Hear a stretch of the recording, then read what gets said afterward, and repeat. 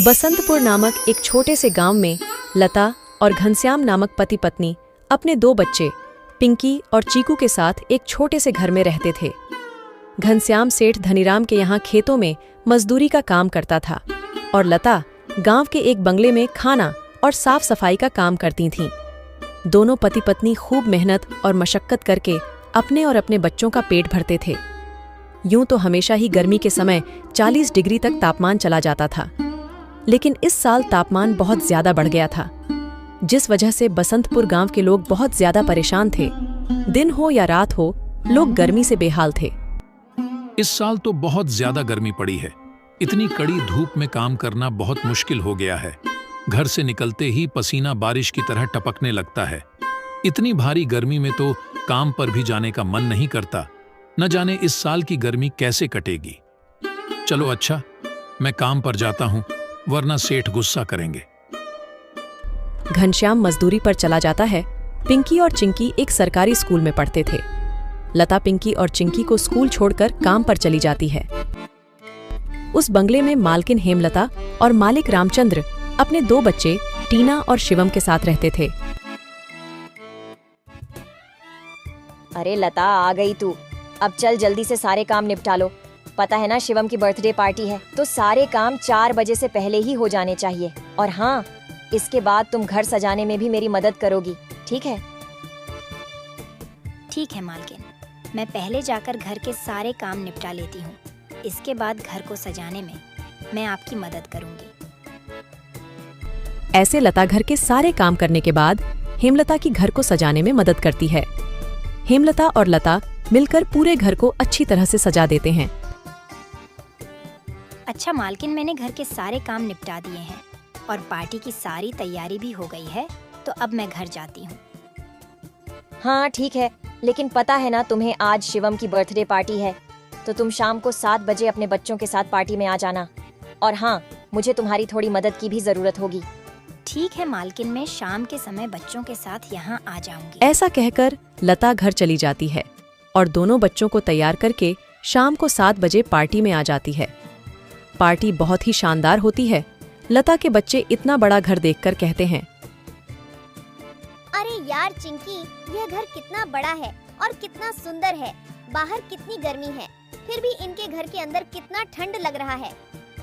पिंकी और चिंकी की बातें शिवम सुन लेता है और वह उनसे कहता है, अरे ये घर ठंडा इसलिए लग रहा है क्योंकि हमारे घर में हर कमरे में एसी लगा हुआ है। ओह, मतलब कि एसी लगाने से घर बहुत ठंडा हो जाता है। दीदी, हम भी अपने पिताजी को अपने घर में एसी लगाने के लिए बोलते हैं ना, हमारे घर में भी बहुत ठंडा लगेगा। चलो बच्चों, इधर आओ, केक काटने का टाइम हो गया है। जब केक काटने लगता है तो पिंकी और चिंकी एसी की ठंडी ठंडी हवा खाते खाते शिवम के कमरे की तरफ चले जाते हैं और शिवम के कमरे के बाहर खड़े होकर एसी की ठंडी ठंडी हवा का मजा लेने लगते हैं। एसी की ठंडी ठंडी हवा खाते खाते वह दोनों कमरे के अंदर चले जाते हैं। दीदी, यह कमरा तो सबसे ठंडा है, इसमें कितनी ठंडक है। और दीदी, यह देखो, यह बिस्तर कितना सुंदर है, बिल्कुल मखमल जैसा। दोनों बेड पर बैठ जाते हैं और ठंडी ठंडी हवा का आनंद लेने लगते हैं। देखते ही देखते 15 मिनट बीत जाते हैं और आराम करते करते कब दोनों की आंख लग जाती है, उन्हें पता ही नहीं चलता। इतने ही देर में अचानक से शिवम की बहन टीना कमरे में आ जाती है।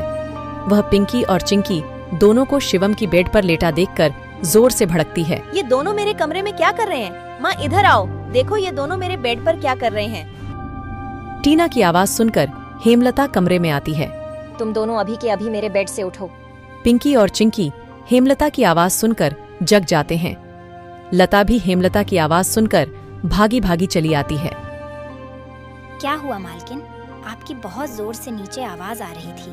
क्या हुआ? ये पूछ, क्या नहीं हुआ? ये देख नहीं रही तू? तेरे बच्चों ने अपने गंदे मेले बदबूदार कपड़ों से मेरा पूरा बेड गंदा कर दिया। तेरे बच्चों ने एसी देखा नहीं कि सोने चले मेरे बेड पे।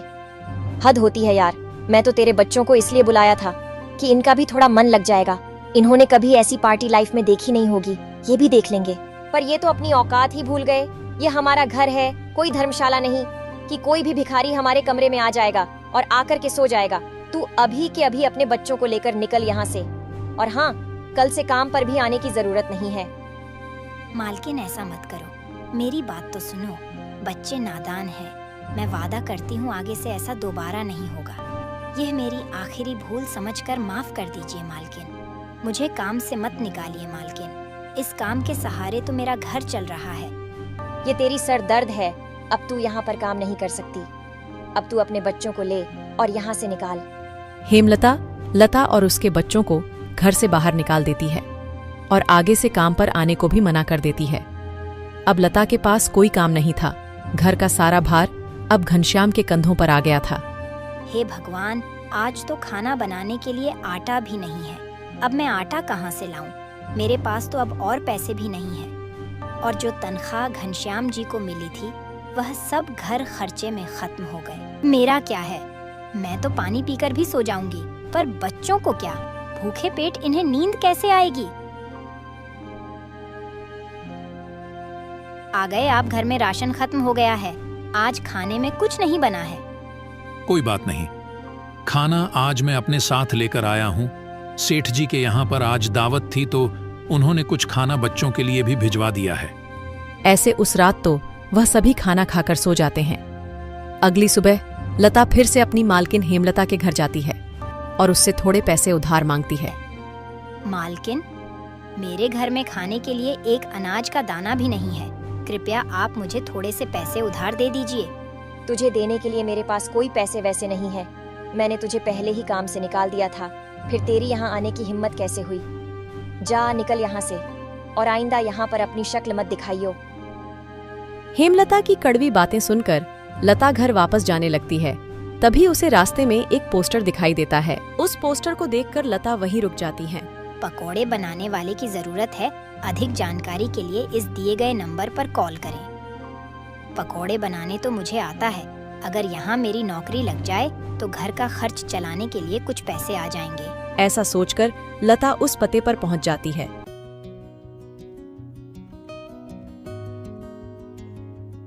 भैया, मैंने आपका पोस्टर देखा। आपको किसी पकोड़े बनाने वाले की जरूरत है? हाँ, जरूर तो है। तुम पकोड़ा बना लोगी। क्या तुम्हें पकोड़े बनाने आते हैं? हाँ, सब मुझे कई तरह के पकोड़े बनाने आते हैं, जैसे मिर्च का पकोड़ा, पालक का पकोड़ा, पनीर का पकोड़ा और भी कई प्रकार के पकोड़े मुझे बनाने आते हैं। तो ठीक है, तुम आज से ही काम पर लग सकती हो। ऐसे लता पकोड़े बनाने वाले के साथ काम पर लग जाती है और ग्राहकों को पकोड़े सर्व करने लगती है। ऐसे ही शाम हो जाती है और रमेश के सारे पकोड़े बिक जाते हैं। चलो, आज तो सारे पकोड़े बिक गए। आज तो तुमने पकोड़े सिर्फ सर्वे किए हैं, लेकिन कल से तुम्हें पकोड़े बनाने भी होंगे। हाँ साहब, मैं बहुत ही स्वादिष्ट पकोड़े बनाना जानती हूँ। तो ठीक है, ये लो आज के काम के पैसे। 300 रुपए लेकर लता सबसे पहले राशन की दुकान पर जाती है और वहां से राशन का सामान खरीदकर घर आ जाती है। घर पहुंचकर लता सबसे पहले बच्चों के लिए खाना बनाती है और उनको परोसती है। चिंकी, पिंकी, आ जाओ खाना खा लो। इतने में घनश्याम भी वहां आ जाता है और लता घनश्याम को अपने नए काम के बारे में बताती है। इस तरह सारे मिलकर खुशी खुशी खाना खाते हैं। अगली सुबह लता बच्चों को स्कूल छोड़कर वापस काम पर चली जाती है। दुकान पर पहुंचकर लता पकोड़े बनाती है। लता के बने हुए पकोड़े ग्राहकों को बहुत पसंद आते हैं। लता के बने हुए पकोड़े खाकर ग्राहक पकोड़े की बहुत तारीफ करते हैं। उनको आज के बनाए हुए पकोड़े कल से भी ज्यादा अच्छे लगे। रमेश भाई, तुम्हारे आज के पकोड़े का तो कोई जवाब ही नहीं। इससे स्वादिष्ट पकोड़े मैंने आज से पहले इस होटल में कभी नहीं खाए। आखिर आज ऐसा क्या मिलाया है इन पकोड़ों में जो इतने स्वादिष्ट बने हैं? आज तो मैं एक और प्लेट खाऊंगा। मेरे लिए एक एक्स्ट्रा प्लेट पकोड़े लगा दो। ऐसे रमेश अपने ग्राहकों के मुंह से पकोड़े की तारीफ को सुनकर लता से कहता है, लता, तुम्हारे हाथ में तो जादू है। तुम्हारे हाथों के बने पकोड़े खाकर ग्राहक एक एक एक्स्ट्रा प्लेट पकोड़े खा रहे हैं। तुमने तो कमाल ही कर दिया। आखिर ऐसा क्या मिलाया है इन पकोड़े में जो ग्राहक इतनी तारीफ कर रहे हैं? साहब जी, कुछ खास नहीं मिलाया है, बस थोड़े से नमक मिर्च मसाले बराबर मात्रा में डाले हैं, बस। ऐसे रमेश के आज के पकोड़े बहुत जल्द ही खत्म हो जाते हैं। आज तो पकोड़े बहुत जल्द ही खत्म हो गए। कल से हमें और ज्यादा से ज्यादा पकोड़े बनाने होंगे। और हाँ, अब हमारी पकोड़ों की सेल और ज्यादा अच्छी होने लगी है, इसलिए कल मैं दुकान में एसी लगवा रहा हूँ। इससे ग्राहक भी एसी की ठंडी ठंडी हवा में पकोड़ों का मजा लेंगे और हमारे पकोड़े की सेल और ज्यादा बढ़ेगी। तुम क्या कहती हो? साहब, विचार तो बहुत अच्छा है। अगले दिन रमेश अपनी दुकान में एसी लगवा लेता है और जैसा उसने सोचा था वैसा ही हुआ। एसी लगने के बाद रमेश के दुकान पर ग्राहकों की संख्या बढ़ जाती है। ग्राहक ठंडी ठंडी हवा में बैठकर पकोड़े खाने का आनंद उठाते हैं। ऐसे रमेश के आज भी सारे पकोड़े बहुत जल्द ही बिक जाते हैं। शाम के समय जब लता घर वापस आती है और वह चिंकी और पिंकी को आपस में बातें करते हुए सुनती है। दीदी, उस दिन पार्टी में कितना मजा आ रहा था ना। कहाँ हम उस दिन एसी की ठंडी ठंडी हवा खा रहे थे और कहाँ आज हम इतनी गर्मी में बैठे हैं। काश हमारे घर में भी एसी होती तो हम भी अभी एसी की ठंडी ठंडी हवा खा रहे होते। इतने में लता अंदर आ जाती है। अरे चिंकी और पिंकी, तुम दोनों क्या कर रहे हो? तुम दोनों ने अपने स्कूल का होमवर्क किया? चलो जल्दी से अपना अपना होमवर्क कर लो। मैं खाना बनाने जा रही हूँ। इसके बाद खाना खाकर जल्दी सो जाना। कल तुम्हें सुबह उठकर स्कूल भी तो जाना है ना? ठीक है माँ, हम स्कूल का काम करके आते हैं। ऐसे दिन बीतते जाते हैं और लता के हालात पहले से ठीक होते जाते हैं। ऐसे ही एक दिन सुबह लता काम पर जा रही होती है, तभी उसे भंगार की एक दुकान दिखती है। उसे दुकान पर कई सारे सामान थे, जैसे कूलर, पंखा, फ्रिज, एसी इत्यादि। लता का ध्यान उस दुकान में रखे पुराने एसी की तरफ जाता है। वह उसे बहुत पसंद आता है। वह उस दुकानदार से बोलती है, भैया, ये एसी का क्या दाम है? मात्र 10,000 रुपए की है। 10,000? ये तो बहुत ज्यादा है। ज्यादा नहीं, ये तो बहुत कम है। ये सेकंड हैंड एसी है। अगर नई एसी खरीदने जाओगी तो 30,000 से कम की नहीं आएगी। अच्छा ठीक है, पर ये सही से तो चलती है ना? हाँ, बिल्कुल सही से चलती है। अगर 6 महीने से पहले ये एसी बंद हो जाती है तो इसकी सारी रिपेयरिंग की सर्विस बिल्कुल फ्री होगी। ठीक है, लेकिन इसका सही सही दाम लगाओ। मैं इसके 8,000 दूंगी। अगर तुम्हें देनी है तो मुझे ये ऐसी 8,000 में दे दो। ठीक है, बताओ कहाँ लगानी है। लता उस आदमी को अपने घर लेकर आती है। वह आदमी लता के घर पहुंचकर एसी को लगा देता है। एसी चालू करते ही ठंडी ठंडी हवा घर में फैलने लगती है। बच्चे भी इस ठंडी ठंडी हवा का मजा उठाते हैं।